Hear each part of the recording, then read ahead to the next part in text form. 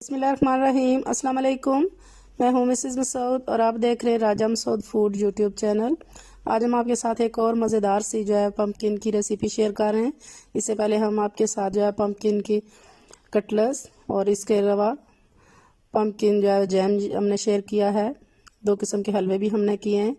आज एक different recipe हम आपके साथ जो है वो शेयर कर रहे हैं। इसके साथ आप इसे बनाकर इंजॉय भी कर सकते हैं और कुछ अरसे के लिए आप इसे सेव भी कर सकते हैं और इंजॉय कर सकते हैं। तो उसके लिए हमने पम्पकिन ले लिया है और उसको काट रहे हैं। और रिक्वेस्ट यही है कि आप वीडियो को पूरा देखिएगा, इसको स्किप मत कीजिएगा। तो इस तरह हमने छोटे 1-1 इंच के साइज़ के टुकड़े जो है वो सारा पम्पकिन जो है वो काट लिया है। तो अगर चैनल पर नए हैं तो प्लीज़ चैनल को सब्सक्राइब भी कर लीजिएगा। सबसे पहले आप जो आपने चूल्हे पे सॉसपैन रख लिया और अब इसमें तकरीबन हमने 2 लीटर जो है वो पानी डालना है।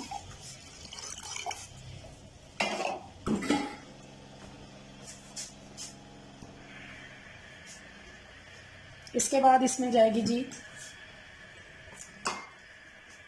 ये 3 अदद हमारे पास सब्ज़ इलायचियाँ हैं, वो डालेंगे। इसके बाद हमारे पास ये 3 अदद जो है वो लौंग है साबुत, ये डालेंगे। और इसके बाद हम इसमें डालेंगे चीनी। जितना हम पम्पकिन ले रहे हैं उतनी ही हम इसमें चीनी डालेंगे। चीनी के हल होने का और पानी के बॉयल होने का प्यार पकाएंगे। चीनी हमारी हल हो चुकी है और पानी को बॉयल आना शुरू हो चुका है। एक बार फिर से मिक्स करेंगे।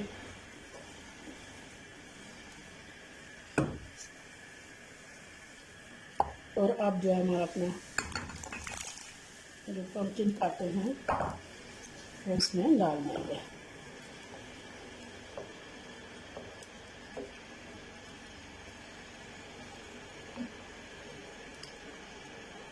इसके बॉयल आने का इंतज़ार करेंगे। यहाँ इसको बॉयल आना शुरू हो गए हैं तो यहाँ तकरीबन हम इसे 10-15 मिनट के लिए इसी तरह फुल फ्लेम पे बॉयल करेंगे।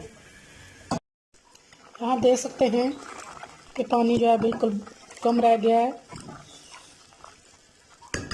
माशाल्लाह, बहुत अच्छी तरह ये आप देख सकते हैं कि ये ट्रांसपेरेंट हो चुके हैं, अच्छी तरह ये बॉयल हो चुके हैं।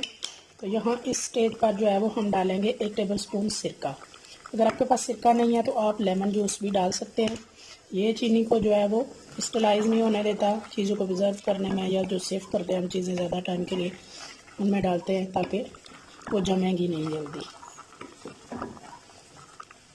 यहाँ भी हम थोड़ा सा इसे जब तक इसकी जो है वो कंसिस्टेंसी थोड़ी थिक हो जाती है तब तक पका लेंगे।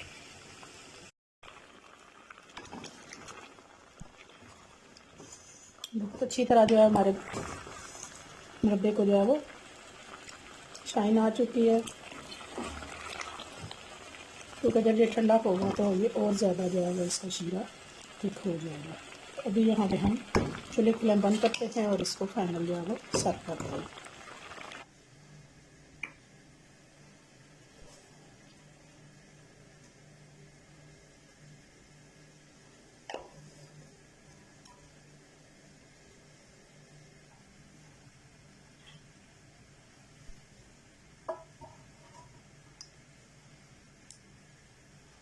माशाल्लाह जी माशाल्लाह, फाइनली जो है हमारा कद्दू का मुरब्बा जो है बहुत मज़ेदार, बहुत जो है वो खूबसूरत सा मज़ेदार सा तैयार है। आप इसे जो है ठंडा करने के बाद जो है वो किसी भी शीशे के जार में डालकर फ्रिज में रख सकते हैं। तकरीबन 1 महीने तक ये ख़राब नहीं होगा। आप इसकी फाइनल जो है वो लुक देखें, माशाल्लाह कितनी खूबसूरत, कितनी जो है वो मज़ेदार लग रही है। तो उम्मीद करते हैं कि आज की रेसिपी आपको पसंद आई होगी। अगर ये रेसिपी पसंद आई है तो प्लीज़ लाइक और शेयर भी कीजिएगा। और अगर चैनल पर नए हैं तो प्लीज़ चैनल को सब्सक्राइब भी कीजिएगा। अपना बहुत ख्याल रखिएगा, मुझे दुआ में याद रखिएगा। बहुत शुक्रिया। अल्लाह।